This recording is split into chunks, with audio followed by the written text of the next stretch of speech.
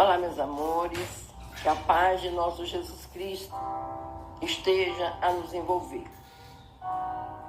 Mais um culto cristão no lar, mais um momento para estarmos juntos, em família, entre amigos, entre os grupos, para fortalecermos a fé, fortalecermos a oração, o perdão, e darmos continuidade à nossa jornada terrena.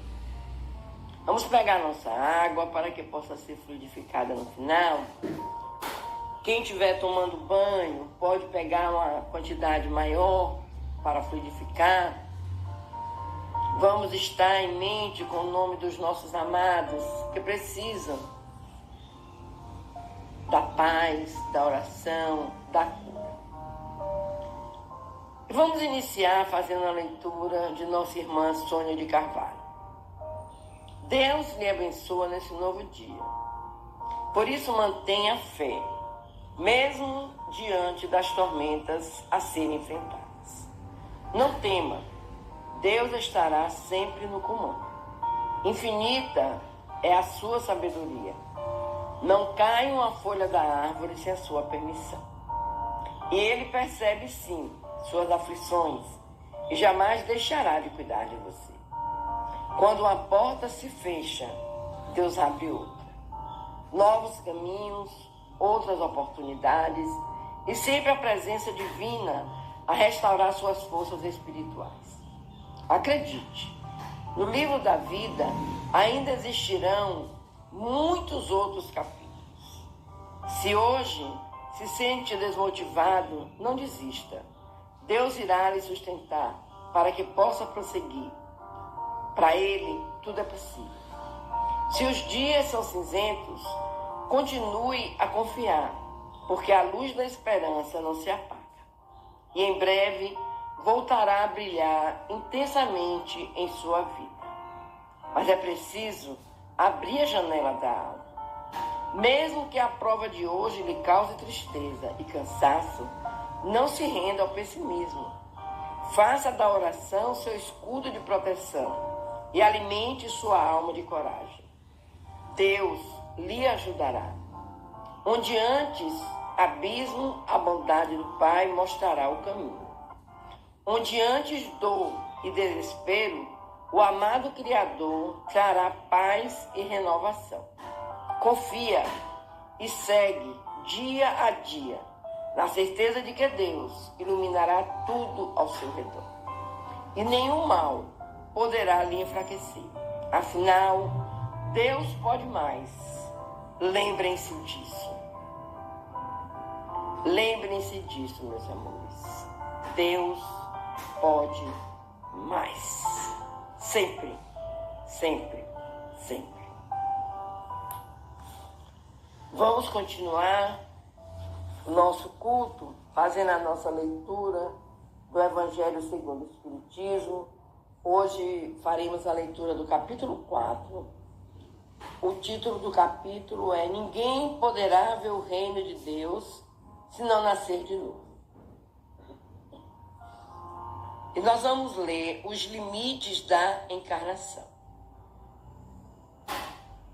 Quais os limites da encarnação? A bem dizer, a encarnação carece de limites precisamente traçados.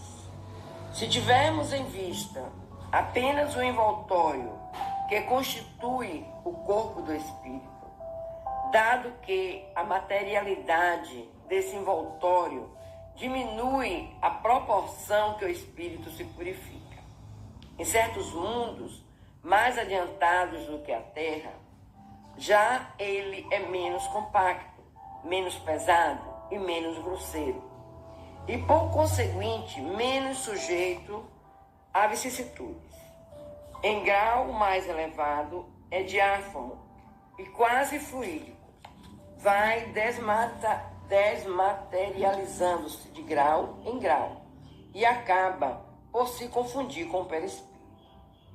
Conforme o mundo em que é levado a viver, o espírito reveste o invólucro apropriado à natureza desse mundo. O próprio perispírito passa por transformações sucessivas, torna-se cada vez mais etéreo, até a depuração completa, que é a condição dos puros espíritos. Se mundos especiais são destinados a espírito de grande adiantamento, estes últimos não lhe ficam presos, como nos mundos inferiores. O estado de desprendimento em que se encontram lhes permite ir a toda parte, onde os chamem as missões que lhes sejam confiadas. Se considerar do ponto de vista material a encarnação, tal como se verifica na Terra, poder-se-á dizer que ela se limita aos mundos inferiores. Depende, portanto, de o espírito libertar-se dela, mais ou menos rapidamente, trabalhando pela sua purificação. Deve também considerar-se que no estado de desencarnado, isto é, no intervalo das existências corporais, a situação do espírito guarda relação com a natureza do mundo a que o liga o grau de seu adiantamento. Assim, na erraticidade, é ele mais ou menos ditoso, livre e esclarecido, conforme está mais ou menos desmaterializado. São Luís, Paris, 1859. Vamos complementar nossa lição, a nossa leitura, com outro tema, a necessidade da encarnação. É um castigo a encarnação e somente os espíritos culpados estão sujeitos a sofrê-la? A passagem dos espíritos pela vida corporal é necessária para que eles possam cumprir, por meio de uma ação material, os desígnios cuja execução Deus lhes confia. É-lhes necessária a bem deles, visto que a atividade que são obrigados a exercer lhe auxilia o desenvolvimento da inteligência. Sendo soberanamente justo, Deus tem de distribuir tudo igualmente por todos os seus filhos. Assim é que estabeleceu para todos o mesmo ponto de partida, a mesma aptidão, as mesmas obrigações a cumprir e a mesma liberdade de proceder. Qualquer privilégio seria uma preferência e toda preferência uma injustiça. Mas a encarnação, para todos os espíritos, é apenas um estado transitório. É uma tarefa que Deus lhe impõe quando iniciam a vida, como primeira experiência do uso que farão do livre-arbítrio. Os que desempenham com zelo essa tarefa transpõem rapidamente e menos penosamente os primeiros graus da iniciação e mais cedo gozam do fruto de seus labores. Os que, ao contrário, usam mal da liberdade que Deus lhes concede, retardam a sua marcha.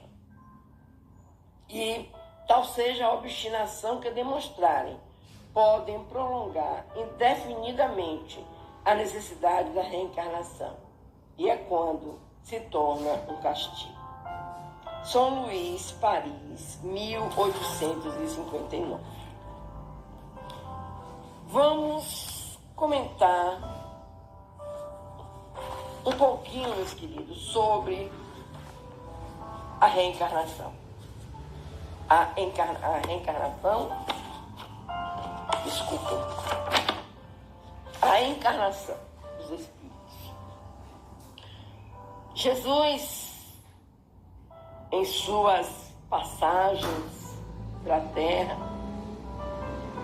falando com um número enorme de seguidores, falou: ninguém poderá ver o reino de Deus se não nascer de novo. Foi-lhe perguntado: mas como vou nascer de novo? Eu vou voltar ao ventre da minha mãe? Desse tamanho? Sou grande? Como Jesus falava por parábolas, fica às vezes um pouco difícil esse entendimento. Mas esse nascer de novo é reencarnar. Nós reencarnamos tantas quantas vezes sejam necessárias para depurar, para libertar o nosso espírito, para evoluir o nosso espírito, para que um dia galguemos o ponto de espírito puro. Se aqui na Terra voltamos, reencarnamos, tenho certeza, algo ficou por acabar, por terminar. E muitas vezes, meus amores, desculpe, os espíritos chegando aqui se iludem. Porque a Terra é linda, a Mãe Natureza é linda. O pôr do sol, o nascer da lua, as estrelas, o mar, os animais anfíbios, os animais terrestres, é tudo muito lindo. E muitas vezes, alguns espíritos se perdem. Eles, em vez de aproveitarem toda esta beleza e começarem a se encontrarem dentro da criação divina, eles usam o livre-arbítrio para caminharem de uma forma errada, para caminharem de um jeito que lhes trará consequências futuras. Ao desencarnar, o espírito que não consegue cumprir com suas obrigações, que foram destinadas pelo Pai, eles voltam à pátria espiritual e sofrem muito. E sofrem muito. Porque eles acham que tudo aquilo que fizeram foi normal. Estava certo. Estava perfeito. E não é assim. Nós, quando reencarnamos, nós viemos com propósitos, com uma lista de situações a resolverem. Nós viemos na condição da maternidade, da paternidade, e a responsabilidade com os nossos filhos é muito grande. Muitas vezes, um pai, uma mãe acham que o amor em excesso, que o sim em excesso, que o deixar fazer porque ainda é criança, porque ainda é adolescente, é uma coisa boa. Mas não é, meus amores. Não é. O que acontece é que esses espíritos que estão ao nosso lado não vieram por acaso ao nosso lado. Vieram na condição de serem educados, de que nós fizéssemos um trabalho protetor, mas com energia, para que esses espíritos crescessem, evoluíssem, se tornassem boas pessoas, bons homens, bons filhos. E nós vemos hoje em dia muitas mães, muitos pais, que às vezes desencarnam de tristeza, de dor, por verem aquela criança que eles embalaram, que eles acolheram, que eles amaram, tornar-se como feras acuadas, prontas para o ataque. E isso os faz sofrer. Isso significa que nós, como mães e pais, erramos. E esse espírito se aproveita do erro. Aí ele usa o quê? O livre-arbítrio, que lhe deixa livre para a ação. Muitas vezes vemos irmãs na terra que não conseguem ser mães, não conseguem a maternidade. Aí começam os queixumes, mas eu sou uma boa filha, mas eu sou isso, mas eu sou aquilo. Por que Deus não me concede um filho? Perguntas. Essas respostas, meus amores, Deus as tem. É necessário que pensemos e coloquemos em nossa mente. Nós somos aquilo que criamos na terra. Tenhamos cuidado com as nossas ações. Jesus nos ensinou tanta coisa linda. A oração, o perdão. Ele veio plantar a palavra amor de uma forma universal. Não é o amor carnal, mas o amor verdadeiro. O amor que nasce de dentro. O amor que nasce da divindade. Porque nós somos uma centelha divina. E muitas vezes nos perdemos. E muitas vezes nos deixamos levar por frivolidades, como dizia minha mãe. Não sejam fúteis. Sejam trabalhadores. Não sejam preguiçosos. Busquem o seu sustento. Não se acomodem. Corram atrás. Cada vez, meus queridos, que nós fazemos isso ao contrário, de outra forma, nós estamos trazendo para o nosso espírito fatos, casos, histórias que deverão ser resgatados. E só através da encarnação, da reencarnação, é que nós conseguiremos nos melhorarmos. Ou, quem sabe, piorarmos. E virão mais reencarnações. Até que um dia aprendamos que nada acontece por acaso. Que não cai da árvore uma folha sem a vontade do Pai.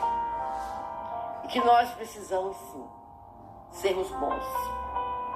Sermos aquilo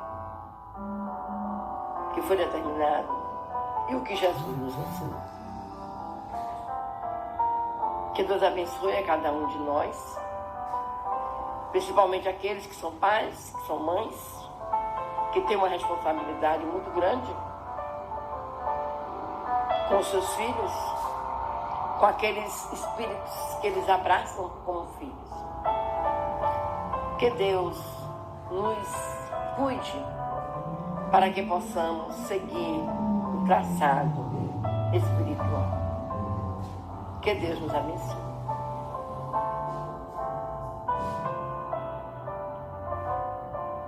Vamos agora, meus queridos, fazermos a nossa oração.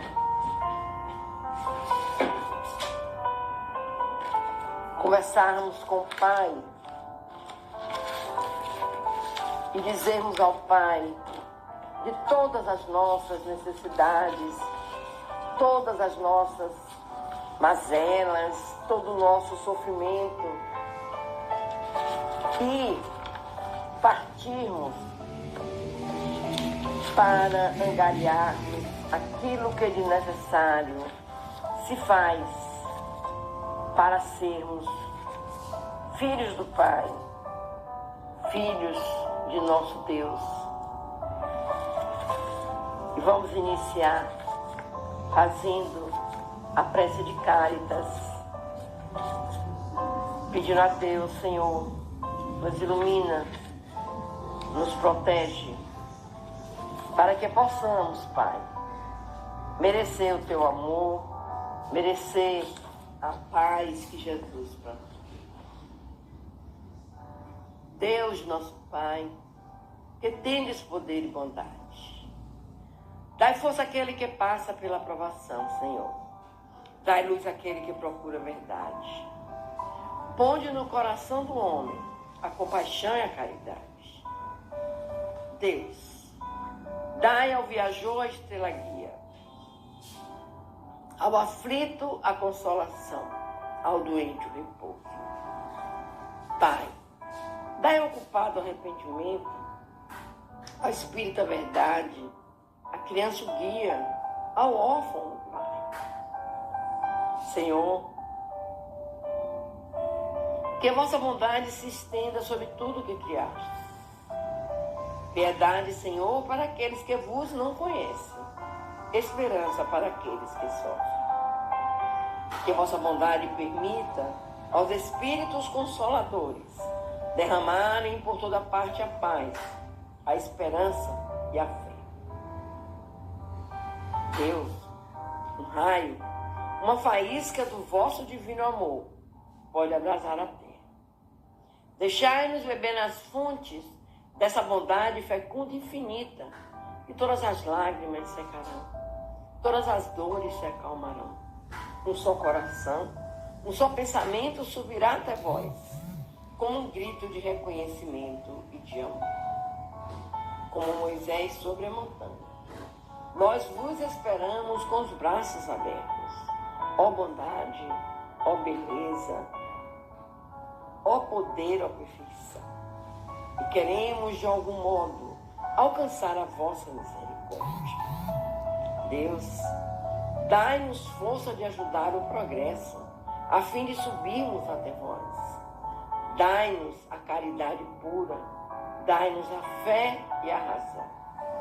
Dai-nos a simplicidade, que fará das nossas almas o espelho, onde se deve refletir a vossa santíssima imagem. E assim, Pai, munidos de tudo que diz a prece de cartas, nós clamamos a Ti, Pai, por misericórdia, por piedade. Ó Deus, são tantos filhos Teus que sofrem. São doenças terminais, doenças que ficam ali, ficam perturbando ali, não saem. São as doenças kármicas que se encontram nos leitos dos hospitais, meu Deus. Às vezes não tem ninguém que vá ver. Idosos que se encontram em asilos, abandonados. Irmãos nossos que dormem nas calçadas. Irmãos nossos que estão nos presídios. Nós te pedimos, Pai amado, tenha misericórdia. Abençoa cada irmão deles. E que eles busquem entender através da oração que nada é por acaso. Os nossos irmãos que sofrem dos problemas emocionais, é de uma depressão que dura tempo, de uma ansiedade incontida, e que às vezes, meu Deus, chegam ao ponto de tirarem a própria vida. Cuida, Pai, desses irmãos. Que eles consigam, Senhor, sair dessa situação, desse pânico, desse terror em que suas vidas se transformam mediante os males. Te pedimos, Pai, por todos os lares do mundo, onde que começa, aí, né, nos lares, não digo em todos, mas em alguns lares, é onde começa a desarmonia espiritual. Que nossa Mãe Maria possa estar presente, derramando teu amor, tua paz, a tua maternidade. Cuida, Pai, dos nossos irmãos viciados. Tudo aquilo que se faz em excesso é vício. Tudo aquilo que se faz com compulsão é vício. Tenha misericórdia, Pai querido, desses irmãos que muitas vezes tornam o vício em uma arma, em um motivo de destruir e acabar. Não é com eles, Pai. São com as pessoas que ele deveria ter mais respeito. São os próprios pais, a própria família. Te clamamos, Pai. Tende misericórdia. Nos abençoa, Pai. Nos abençoa.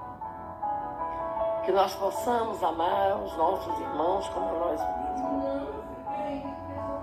Que nós possamos estar sempre enviando vibrações de amor, de paz, para todos aqueles que precisam.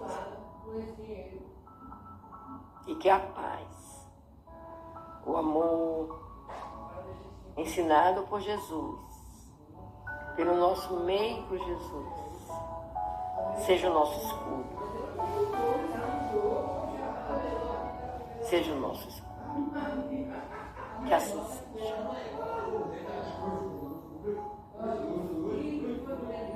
Vamos agora, meus queridos, fechar os nossos olhos. Lembrar da leitura que fizemos hoje do Evangelho. Fazer uma autoanálise. Ver, estamos errando, vamos consertar. Estamos no caminho errado, vamos voltar para o certo. Estamos respeitando. Voltemos a entender o significado da palavra respeito. E que Jesus esteja na vida de cada um de nós. Pedindo a espiritualidade amiga que venha fluidificar as nossas águas com o remédio necessário para a cura física e espiritual. E vamos juntos fazer a oração que Jesus nos ensinou. Pai nosso que estás nos céus, santificado seja o teu nome de amor. Venha a nós o teu reino. Seja feita a tua vontade, assim na terra como nos céus. Eu, pelos meus carros, como falou, Pão nosso de cada dia nos dai hoje, Senhor. Perdoa, Pai, as nossas ofensas, assim como nós perdoaremos a quem nos tenha ofendido. Não nos deixeis cair em novas perturbações, Pai. Livrai-nos de todo mal. Pois teu poder, a honra, o reino e a glória, por toda a eternidade. Que assim seja.